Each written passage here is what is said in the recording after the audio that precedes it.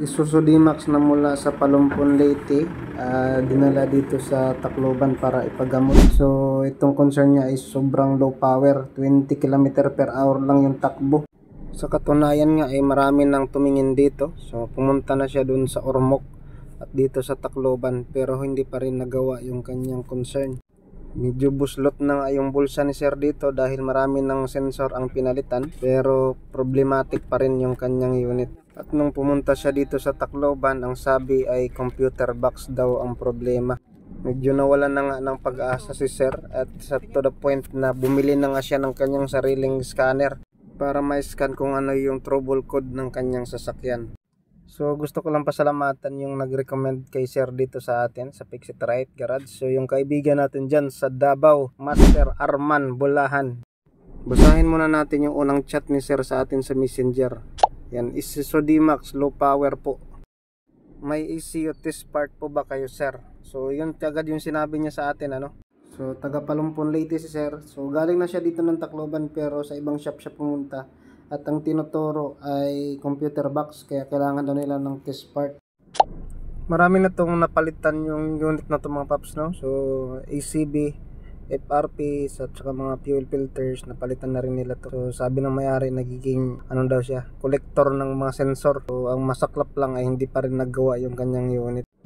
Nagtanong nga sa atin si Sir, ano, so sabi niya, kung sira po ba ang ECU, magkukos din po ba ng low power? Sabi ko naman, hindi basta-basta masisira yan. Bago ka mag-conclude na ECU yung problema, ay marami mo ng series of testing yung gagawin natin. So yun yung sagot ko sa kanya. So dito pakinggan muna natin yung kanyang anda. Daw, start!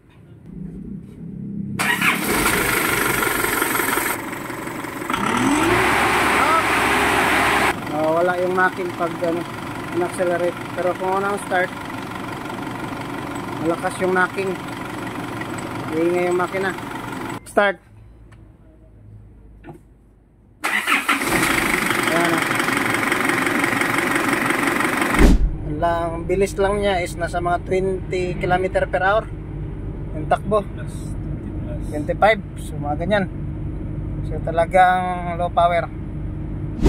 Tapos kitang-kita natin dito sa kanyang fuel rail pressure na sobrang taas. Ayan, 48 MPa. Dapat na desired fuel pressure is 30 megapascal. So mataas masyado. So ayan, so yung nalabas doon sa kanyang DTC, ayan, fuel rail system pressure low. Tapos dito naman sa fuel regulator performance.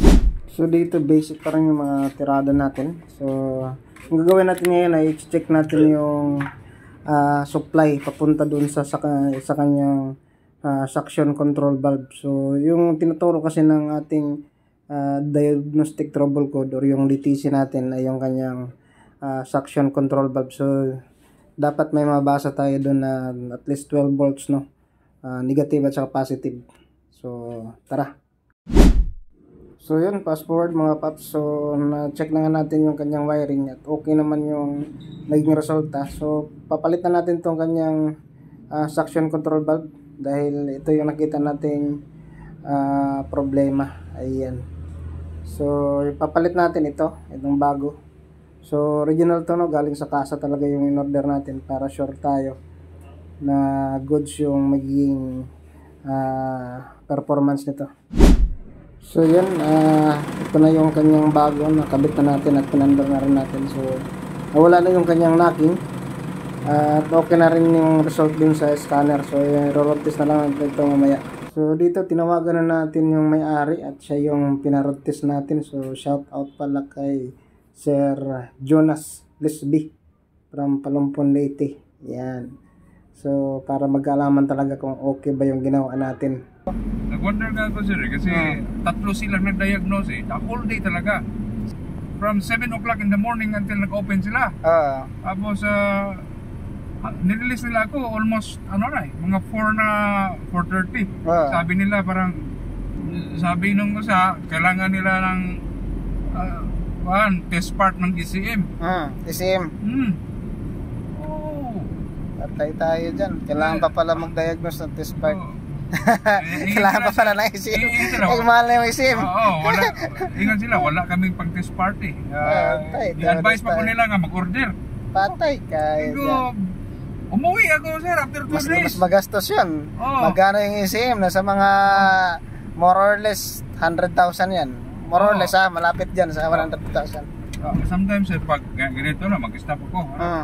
Tapos na para pag mag-pick up kung may mga amigo or passenger. Sige. Sige daw sir, para maano natin. Mag-drop na dayon ang iyang mag-drop na dayon to.